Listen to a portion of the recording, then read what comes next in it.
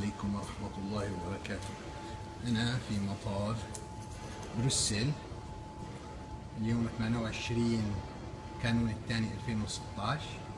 كما تشاهدون هذه الإشارة رجل يصلي، أبحث عن مسجد، فأنا أذهب الآن حتى أبحث عن المسجد. المطار نظيف ومهيأ جميل جدا. انظروا ما الذي سوف ترونه الآن، شيء جميل جدا. نبدأ هنا. هذه أول غرفة كما تشاهدون، شابيل كاثوليك كابل، يعني للكاثوليك في أكثر من لغة. وكما تشاهدون هذه كاثوليكية يوجد كما تشاهدون هنا.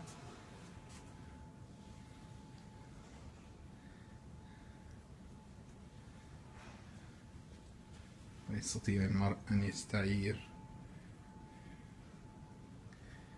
إنجيلا ويترك ذكرى، يعني يكتب هنا في دفتره أيضا. ثم إذا خرجنا من الكاثوليكية نصل هنا إلى الأرثوذكس شيرش كابل أرثوذكس شابيل أرثوذكس. ثم تشاهدون سجاد أحمر يدخل المرء.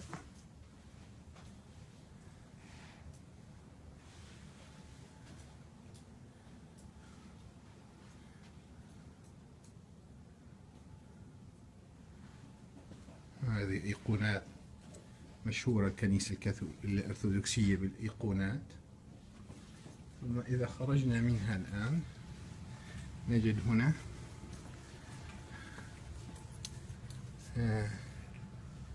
بروتستانت كما تشاهدون، بروتستانتيشي كابيلا.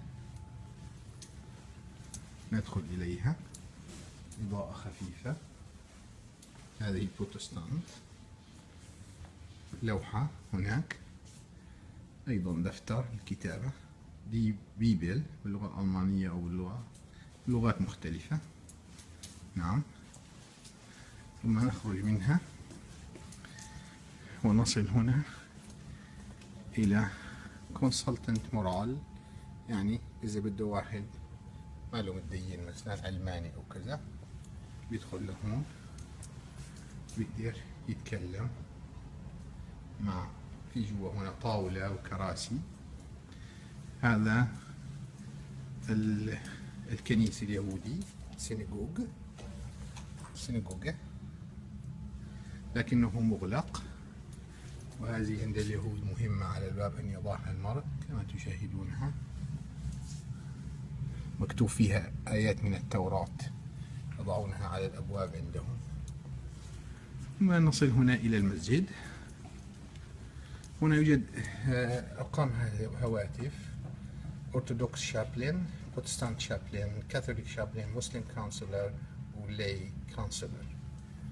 هذا هو المسجد. في المسجد موسك يوجد هاتف كما تشاهدون. هذا هو المسجد، جميل جدا ما شاء الله. الآن ندخل ونصلي إن شاء الله. جزاكم الله خيرا.